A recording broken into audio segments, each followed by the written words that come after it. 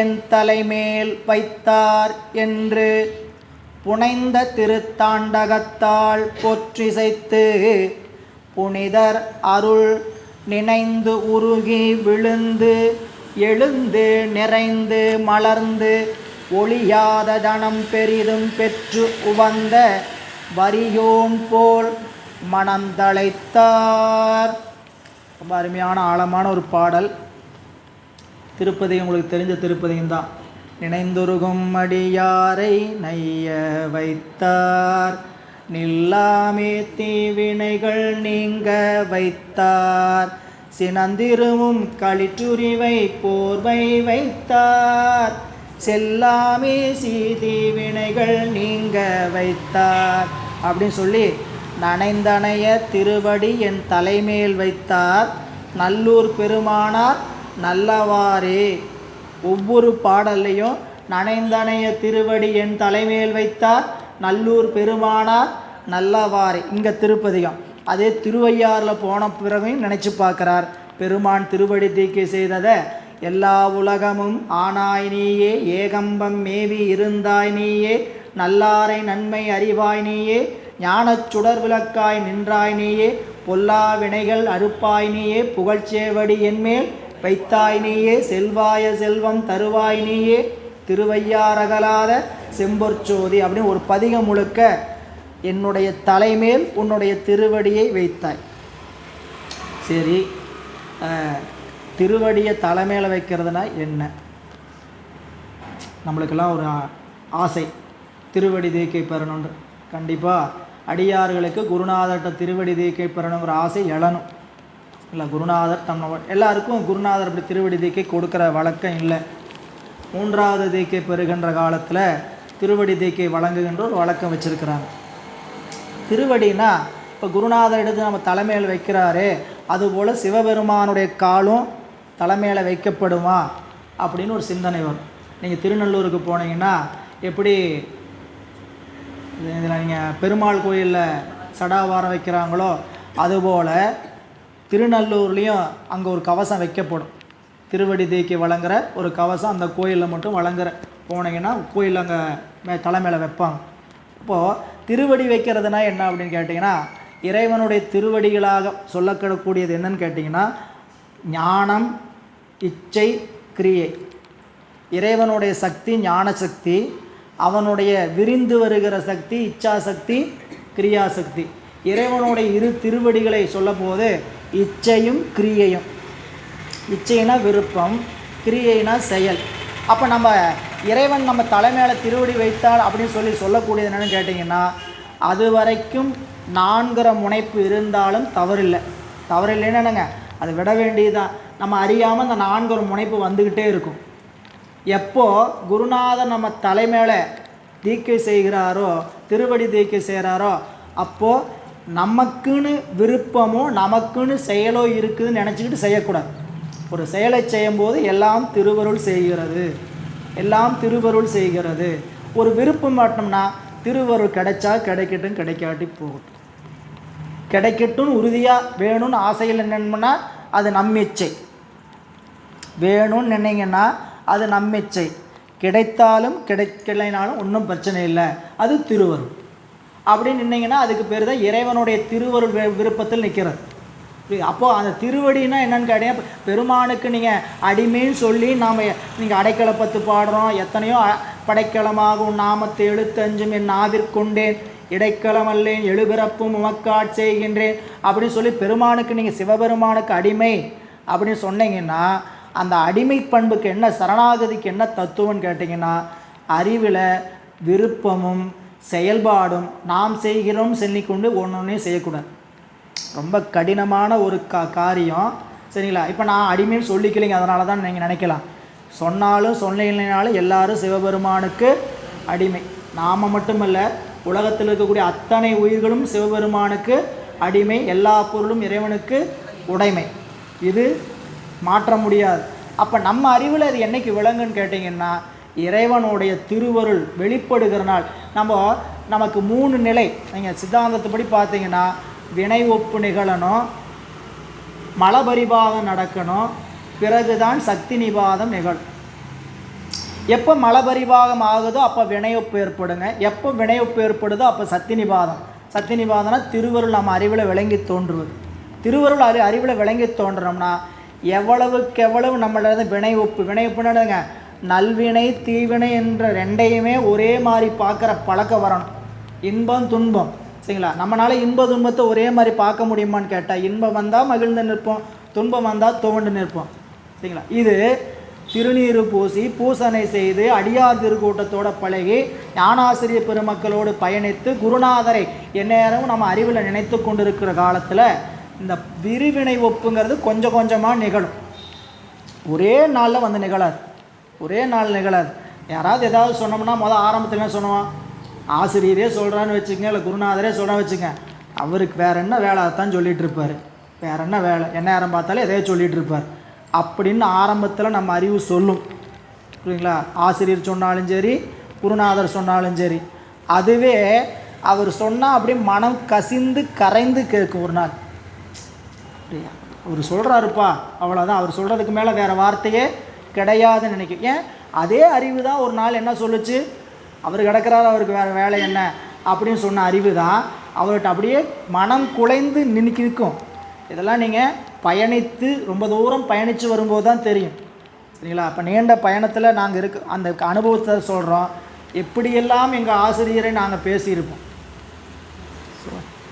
கண்டிப்பாக நாங்கள் ஆசிரியரை பேசுனதுக்கெலாம் அளவே கிடையாது சரிங்களா? உங்கள் வேலை என்னமோ அதை பாருங்கள், எங்களுக்கு எல்லாம் தெரியும் தான் சொன்னோம் இல்லை. நீங்கள் சொல்கிறபடி தான் நடக்கணுமா, நீங்கள் வச்சதான் இங்கே சட்டமா அப்படின்லாம் கூட பேசியிருக்கிறோம் சரிங்களா? ஆனால் அப்படி பேசினவர்கிட்ட நாங்கள் இப்போ எப்படி நிற்கிறோம்னு கேட்டிங்கன்னா, எதுவும் பேசாமல் நிற்கிற அளவுக்கு எங்களுடைய அறிவை சுவாமி திருத்தி இருக்கிறார். இது சிவம்தான் திருத்தம். இதுக்கு என்ன பண்ணணும்னு கேட்டிங்கன்னா, பூசணையை ஒழுங்காக பண்ணிட்டு வரணும், அடியார்களோடு நெகிழ்ந்து நடக்கணும் புரியுங்களா? இது இல்லைன்னா எங்கே நிற்போன்னு கேட்டிங்கன்னா, அந்த கூட்டத்தோடு வெளியே நின்றுக்கிட்டு ஆணவ மலத்தினுடைய அறியாமையின் காரணமாக மீண்டும் அப்படியே வந்து நிற்போம். அப்படி சொல்லக்கூடிய கூட்டம் 2 பேர் இருப்பாங்க. அவங்க நமக்கு என்ன பண்ணுவாங்க கேட்டால், நீ சொல்கிறதான்ப்பா சரி, நீ சொல்கிறதான் சரி, நீ நான் சரியாக தான் நடக்கிற, மேலே எந்த தப்பும் கிடையாது, அது என்ன அவர் பிடிச்சதுக்கு தான் 3 கால், நம்மளாம் சொல்கிற சரியில்லையா அப்படின்னு நமக்கு அப்போ ஒத்து உதறவங்களும் கூட இருந்துக்கிட்டு தான் இருப்பாங்க. ஏன் அவங்களும் அந்த அறியாமையில் தான் இருக்கிறாங்க புரியல? நாம் என்ன பண்ணணும், சிவபெருமானுடைய திருவருளை பெறணும்னு ஆசை இருந்தது, ஞானம் பெறணும்னு ஆசை இருந்ததுன்னா என்ன பண்ணணும், அடியார் உறவை கைவிடக்கூடாது சரிங்களா? திருமுறைகளை ஓதுதலை கைவிடக்கூடாது. இதெல்லாம் தொடர்ச்சியாக செஞ்சு வந்தால் தொடர்ச்சியாக செய்யணுங்க, அது ரொம்ப முக்கியம். இன்றைக்கி விட்டோம் அப்படின்னா என்ன கேட்டிங்கன்னா, ஏற்கனவே சொன்னதான் சிவஞான சித்தியால் சொன்ன மாதிரி, பாசிப்பட்ட குளத்தில் கல்லை விட்டெறிய பாசி அகலம், மீண்டும் கல்லை போடுறதை விட்டுட்டோம்னா மீண்டும் பாசி குளத்தை மூடியும். அதுபோல் அறிவில் அஞ்செழுத்தை சொல்லும்போது பட்டிருக்கிற குப்பையெல்லாம் விலகும்.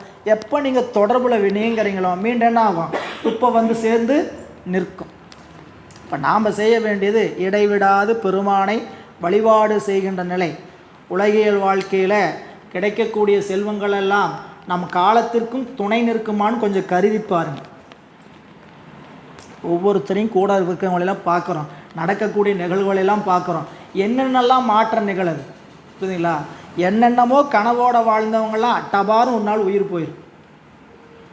உலகில் அதை சாதிக்கிறேன் இதை சாதிக்கிறேன்னு நினச்சிக்கிட்டு நான் அவளை சேர்த்து வச்சுருக்கிறேன் இவளை சேர்த்து வச்சுருக்கிறேன், அதை பண்ண போகிறேன் இதை பண்ண போகிறேன்னு சொன்னவங்களாம் அவ்வளோதான், எழுதப்பட்டது விதி எங்கேயோ அது முடிஞ்சிட்டு போகுது. ஆனால் நம்மளுடைய அறிவு வந்த வாழ்க்கையினுடைய ரகசியம் என்ன, இந்த வாழ்க்கையில் நம்ம அனுபவிக்க வேண்டியது என்ன, எதை அனுபவிக்கிறதுக்காக வந்திருக்கிறோம் அப்படின்னு சிந்தித்து பார்க்கணும். அதனால் இந்த திருவடியை பெறுவது என்கின்ற ஒரு சொல் எதை சொல்லுதுன்னு கேட்டிங்கன்னா, நம்மளுடைய அறிவு யாரை நாம் நினைந்து வழிபாடு செய்கிறோமோ அந்த அறிவுக்கு நாம் அடங்கி இருக்கணும். சிவபெருமானுக்கு நான் அடிமை. இப்போ நீங்கள் ஒவ்வொரு பாட்டிலையும் மணிவாசக பெருமான் சொல்கிறா இல்லைங்களா, தேவதேவன் மெய்ச்சேவகன் தென்பெருந்துரை நாயகன் மூவராலும் அரியொணா முதலாய ஆனந்தமூர்த்தியான் யாவராயினும் அன்பரன்றி அறிவொணாமலச்சோதியான் தூய மாமலச் சேவடி கண்ணம் சென்னி மண்ணி மலருமே. அந்த சேவடி கண் நம் சென்னி மலருமே அப்படின்னு என்ன, சென்னி மலருதுன்னு என்ன, என்னுடைய அறிவு அந்த பெருமானுடைய திருவடியில் போய் விளங்கும். சென்னி மண்ணி சுடருமே, சென்னி மண்ணி திகழுமே, சென்னி மண்ணி மலரும். இப்படி மலரும் திகழும் சுடரும் சொன்னால் என்ன திகழும் மலரும் சுடரும் கேட்டால் அங்கு போய் என்னுடைய அறிவு விளங்கும். எப்போ அந்த அறிவில் இருக்கக்கூடிய ஆணவமாகிய அறியாமை நீங்குன்னு கேட்டால் இறைவனுடைய அதில் தான் திருவடியை போய் அடைவதற்கு ஒரு அருமையான ஒரு சொல்லை சொன்னார் நம்மளுடைய உமாபதி சிவம். தாடலை. தாடலை என்று சொல்லி ஒரு சொல் பார்த்துருப்பீங்க. தாடலை போல் கூடியவை வேற்றின்பம் என்று சொல்லக்கூடிய தாடலைங்கிறது 2 சொல்லு தேர்ந்ததுக்கு பேர் தான் தாடலை. தாழ் கூட்டல் தலை, தாழ் கூட்டல் தலை, அதை சேர்த்துனா என்ன ஆயிருங்க, தாடலைன்னு ஆயிரும். சரி, இந்த தாளுங்கிறதுல இருக்கக்கூடிய முடியக்கூடிய சொல் என்ன, இல் என்று சொல்லக்கூடிய மெய் எழுத்து. புரியல. தலைங்கிறதுல முதல் எழுத்து என்ன, தாள் அமைந்திருக்கக்கூடிய உயிரும் மெய்யும் சேர்ந்தது. புரியல. இந்த உயிரும் மெய்யும் சேர்ந்தவர் நாம், உயிரும் மெய்யும் சேர்ந்தவர் ஆன்மாவையே நாம தான் யாருங்க, உடம்பும் உயிரும் சேர்ந்ததுக்கு பேர் தான், இந்த உடம்பும் உயிரும் சேர்ந்ததுக்கு பேர் தான் உடல் மெய் இல்லைங்களா. மெய்யும் உயிரும் சேர்ந்திருப்பது. இந்த மெய்யும் உயிரும் சேர்ந்திருப்பது எதோட போய் சேருது, மெய்யோடு போய் சேருகிறது. தாளுங்கிறதுல என்ன இருக்குது, மெய். மெய்யாகிய சிவத்தோடு தாவாகிய மெய்யும் உயிரும் கூடி எழுத்து போய் கூடினால் என்னவாகிறது, டா என்று சொல்லக்கூடிய உயிர் மெய்யாகிறது. எது கெட்டு விடுகிறது, உயிரில் இருக்கக்கூடிய அந்த தன்மை கெட்டு சிவத்தினுடைய மெய் வெளிப்பட்டு தோன்றுகிறது. தாடலைங்கிற வார்த்தையை இப்படி வச்சு நமக்கு ஒரு இலக்கணம் காட்டினாங்க, முக்திக்கு இலக்கணம். ஒரு உயிரும் ஆன்மாவும் கூடியிருக்கும்போது எப்படி கூடியிருக்குன்னு கேட்டால், தாடலை போல் கூடியவை நிகழா வேற்றின்ப கூடலை நீ ஏகமெனக்குள் அப்படிங்கிறது உமாவதி சிவத்தோடைய சொல். புரியுதுங்களா. அப்போது ஒரு உயிரும் உடலும் அந்த உயிரும் இறைவனும் சேர்ந்திருக்கின்ற பொழுது நம்ம அறிவில் நான் எனதுங்கிற நினைப்பில்லாமல் இறைவன்தான் செய்கிறான், இறைவன்தான் இந்த நினைப்பை கொடுக்குறான்ங்கிற நினைப்போட பயணிக்கணும். இப்போ ஆரம்பத்தில் இதெல்லாம் சொல்லும்போது அதெல்லாம் எங்கேயும் நாம் அப்படின்னு நினைப்போம். பயணித்து தான் பார்க்கணும், வேறு வழி இல்லை. ஏன்னு கேட்டிங்கன்னா இன்றைக்கே நிகழாது இந்த நிலைப்பாடு. இருவினை ஒப்பும் மலபரிபாகமும் சக்தி நிபாதம்லாம் ஆன்மாவில் ஒரே நாளில் அப்படி வந்துடுறதில்லை. கொஞ்சம் கொஞ்சமாக எவ்வளவுக்கு எவ்வளவு நான் எனதுங்கிறத விடுறீங்களோ அவ்வளவுக்கு அவ்வளவு நம்ம அறிவில் என்ன நிகழும்னு கேட்டிங்கன்னா இருவினை ஒப்பு நிகழும். புரியுங்களா. இப்போ நம்ம அதை ஏற்கனவே சொல்லியிருக்கிறோம். ஒரு சின்ன பொருள் இழந்தோம்னா நம்ம என்ன பண்ண மாட்டோம், வருத்தப்பட மாட்டோம். இப்போ சிறிய பொருளாக இருந்தால் என்ன பண்ண மாட்டோம், போனால் போயிட்டு போகுதுப்பா, கொடுத்தாரு போயிடுச்சு அப்படின்னு நினைப்போம். அதே பெரிய பொருளாக இழக்கும் போது அந்த இழப்பு நம்ம மனசை பாதிக்கும். இந்த சிறிய பொருளுக்கும் அந்த பெரிய பொருளுக்கு என்ன வேறுபாடு, பொருளில் தான் வேறுபாடு. சரிங்களா. அதை பார்க்கும்போது நம்மளுடைய பெரியவங்க எப்படி பார்த்துட்டான்னு கேட்டிங்கன்னா எல்லாம் மாயையிலிருந்து வந்தது தான். எல்லா பொருளும் எங்கேருந்து வந்திருக்குது, ஒரே இடத்துலேருந்து தான் வந்திருக்குது. ஒரு மாவு, இட்லி மாவு அரைச்சி வச்சுருக்கிறோம், தோசை ஊற்றணும், பணியாரம் ஊற்றணும், இட்லி ஊற்றணும். சரிங்களா. இட்லி வச்சா எனக்கு வேண்டாங்கிறோம், தோசை ஊற்று பணியாரத்தை வச்சா 2 பணியாரத்தை எச்சா போடுங்கிறோம்.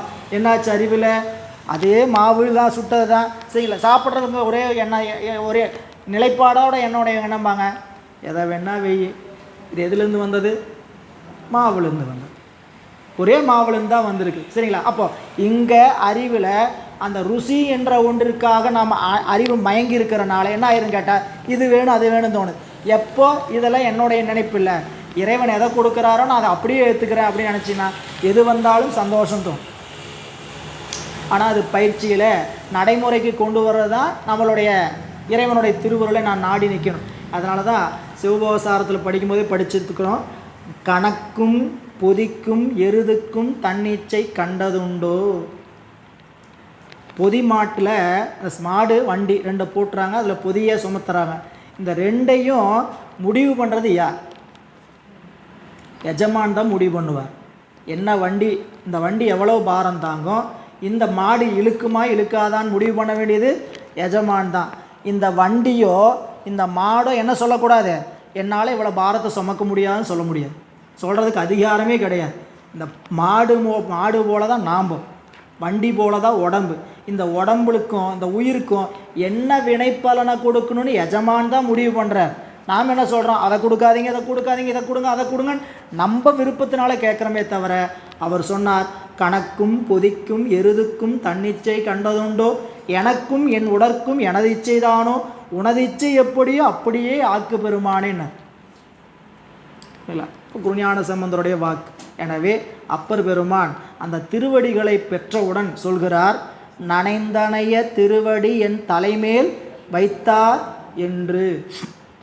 மணிவாசக பெருமான், இணையார் திருவடி என் தலைமேல் வைத்தலுமே துணையான சுற்றங்கள் அத்தனையும் துறந்தொழிந்தேன்.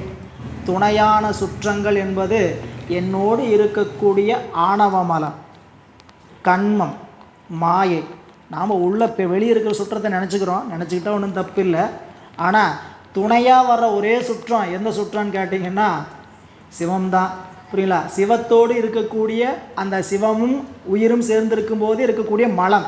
புரியல? உலகமாகிய பந்தத்தை அறுத்தான் அவன். அதனால் அப்படி வைத்தார் என்று புனைந்த திருத்தாண்டகத்தால் போற்றிசைத்து புனிதர் அருள் நினைந்து உருகி விழுந்து எழுந்து நிறைந்து மலர்ந்து ஒளியாத தனம் பெரிதும் பெற்று வந்த வரியோன் போல் மனம் தழைத்தார். என்னென்ன வெளிப்பாடுகள்லாம் அவர்கிட்ட கிடைச்சதுன்னு கேட்டிங்கன்னா, இறைவனுடைய திருவருளை நினைந்தார். அதுக்கு உரையாசிரியர் நல்லா அருமையாக விளக்கம் கொடுத்துருக்கிறார். அதை அப்படியே படிக்கிறேன் பாருங்கள். புனிதர் அருளை கலந்து சிந்தித்தார். நினைந்துங்கிற வார்த்தைக்கு என்ன பொருள் செய்கிறார்?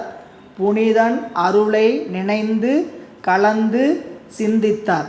சிந்தித்ததனால் நெஞ்சம் கசிந்தது. கசிந்ததனால் அதை திருவடியில் தஞ்சமாய் விழுந்தார். விழுந்தது மீண்டும் வணங்க வேண்டும் என்று அருள் பெற்று எழுந்தார். எழுந்தவர் தன்னுடைய மனம் பூரணமாய் நிறைந்து அருளின் நிறைவால் பேரின்ப நிகழ்ச்சியில் மலர்ந்து அதை எப்பொழுதும் அழியாமல் பெற்று ஒழியாத பெற்றதனால ஒழியாது. இப்போது வாங்கினதை பெற்றதை அவர் எப்படி நினைக்கிறாருன்னு கேட்டிங்கன்னா, ஒரு இல்லாதவனுக்கு ஒரு பெரும் அதிர்ஷ்டம் அடித்தா எப்படி இருக்கும்? இருக்கிறவங்களுக்கு கிடைச்சதுன்னா அந்த செல்வத்தினுடைய மதிப்பு தெரியுங்கிறது ஒரு பக்கம். அதுவே இல்லாத பசியே 2 வேளை சாப்பிடல, 3வது வேளை சாப்பாடு போட்டாங்க. பசி வந்து சாப்பிட்றதெல்லாம் நமக்கு வர்ற பசியெல்லாம் வயிறுக்கு அடிக்கிற பசி. நமக்கு பசிங்கிறது எப்படிங்க? நம்ம பசியை உணர்ந்துருக்கிறோம், நம்ம சொல்லுவோம் சரிங்களா? பசிங்கிறது நமக்கு எப்படிப்பட்ட பசின்னு கேட்டிங்கன்னா, தயாராக இருக்குது 2:30 மணிக்கு பசி எடுக்குதுன்னு தெரிஞ்சாவே என்ன இருக்குதுங்க? இருக்குது, சாப்பிட போகிறோங்கிற நினைப்போடு இருக்கக்கூடிய பசி சரிங்களா? அடுத்த வேலைக்கு என்ன இல்லைன்னு எதுவுமே இல்லைன்னு நினைக்கிற பசி வந்தவங்க சில பேர் இருக்கலாம். யாராவது அனுபவத்தில் இருக்கலாம். என்னன்னு கேட்டிங்கன்னா, அடுத்த வேலைக்கு சாப்பாட்டுக்கு என்ன பண்ணுறதுன்னு தெரியல அப்படிங்கிற பசி வரணும். அதுதான் இருக்கிறதுலே ரொம்ப கொடிதுன்னு சொன்னார். கொடிது வறுமை கொடிதுன்னு சொன்னதுக்கு காரணம் அடுத்த வேலை உணவுக்கு வழி இல்லைன்னு சொல்லக்கூடிய நிலைப்பாட்டில் இருக்கிறது இல்லை. அப்படி இந்த பெரிதும் கிடைத்த தனம் எப்போ யாருக்குன்னு கேட்டிங்கன்னா, வறியவனுக்கு. அதனால தான் வள்ளுவர் சொன்னார், உடையார் முன் இல்லார் போல் ஏக்கற்றும் கற்றார் கடையரே கல்லாதவர். கல்வி கற்றவன் கற்றவன் முன்னால் எப்படி நிற்கணும்னு கேட்டிங்கன்னா, ஒன்றும் இல்லாத பிச்சைக்காரன் உயர்ந்த செல்வந்தனிடத்தில் எப்படி கையேந்தி நிற்கணுமோ அப்படி போய் நிற்கணும். ஒரு பாடத்தை சொல்கிறாங்க, ஒரு சொற்பொழிவு நடக்குது. அதுதான் அம்பாளுடைய வரலாற்று செய்தியை.